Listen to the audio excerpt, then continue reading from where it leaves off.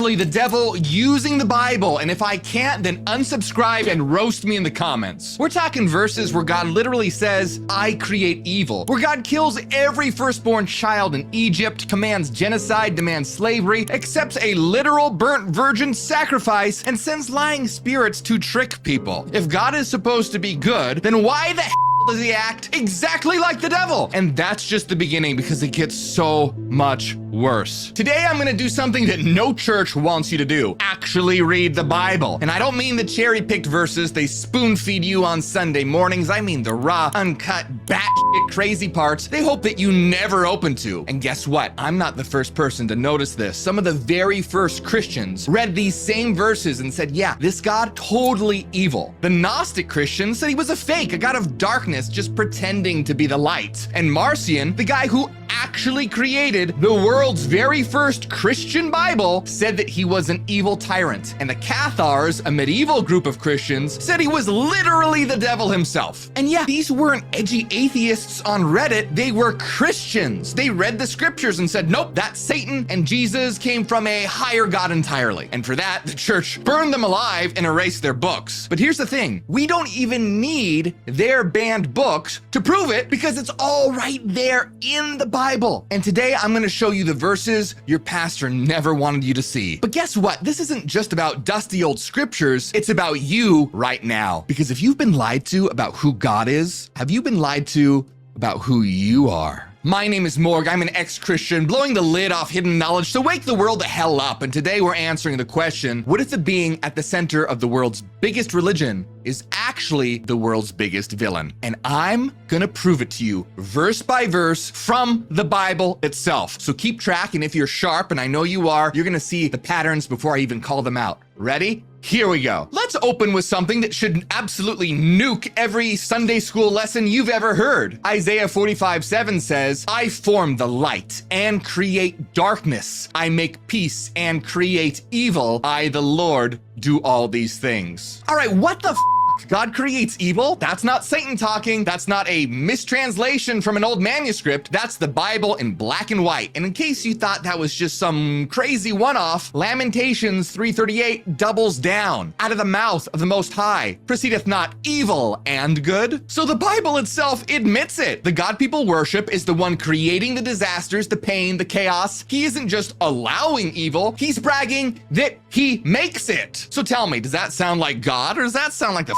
villain of the story? Well, that's exactly what the guy who literally created the world's first Bible thought when he saw that verse. Yeah, I'm talking about Marcion. See, the early church writer Tertullian writes, when Marcion found the creator declaring, I am he that creates evil, he presumed that there ought to be another God of good. So Marcion took one look at this verse and said, yeah, that's exhibit A for why I'm cutting the entire Old Testament out of my Bible. There's clearly a higher God than this pretender. And the scary part is, this is just the beginning, because the verses we're about to hit, they make these look like child's play. All right, get ready, because this one's a train wreck. And the Lord regretted that he had made man on the earth, and it grieved him to his heart. I'm sorry, God regrets? Isn't this supposed to be, I don't know, an all-knowing, all-perfect God? But now God is sitting up in heaven going, well, shit, maybe creating humanity was a mistake. My bad. Ugh, creating humanity was such a mistake. Ugh. But you're all-knowing?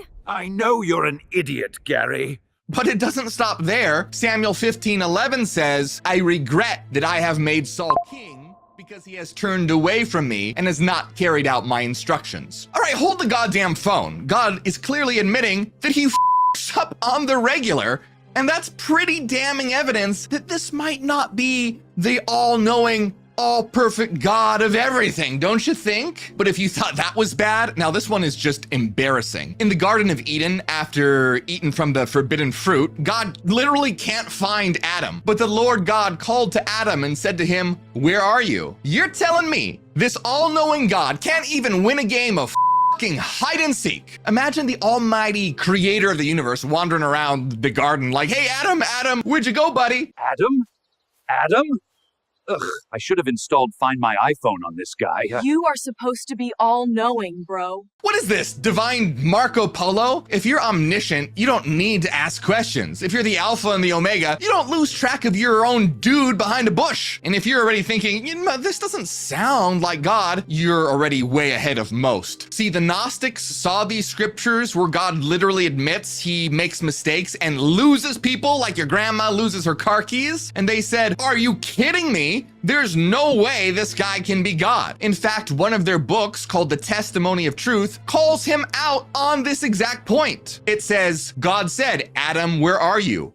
God does not have foreknowledge? Would he have not known from the beginning? What kind of God is this? In other words, they're saying this God can't even keep track of one guy? Who is this loser? And yet people still bow down and call him perfect. Newsflash, if your God can't keep track of a naked guy in a garden, maybe he's not the Almighty. But here's what's even crazier. They didn't stop there. They said that there was a higher God, one that wasn't jealous or violent, a real God. And Jesus, they said that he came from that God. More on that later, and it changes everything. Okay, so we have this God that can't win a game of hide and seek and literally admits that he makes mistakes. And so what does he do about it? Well, he decides to kill literally everyone, of course, except one guy and his family. Yeah, I'm talking about the flood. The Lord regretted that he had made human beings. So the Lord said, I will wipe from the face of the earth the human race I have created, and with them the animals, the birds, and the creatures that move along the ground, for I regret that I have made them. Remember, this includes totally innocent children and babies. Tell me again why you're worshiping a God who keeps saying, oops, my bad, before murdering everyone on the planet. Yet we teach the story of Noah's Ark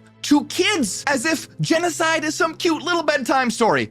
Wake up, people. How up is that? You wonder why we have the problems in the world we have today? The Gnostics looked at this and called it out for what it is, totally evil. In fact, according to a Gnostic text called the Apocalypse of Adam, God decided to kill everyone because people were getting too smart and refusing to worship him. And so why did he save Noah? Because there was a catch. Literal slavery. In the Apocalypse of Adam, Noah straight up tells his sons to serve God in fear and slavery all the days of your life. And don't get me started on just how insane and absurd this story is.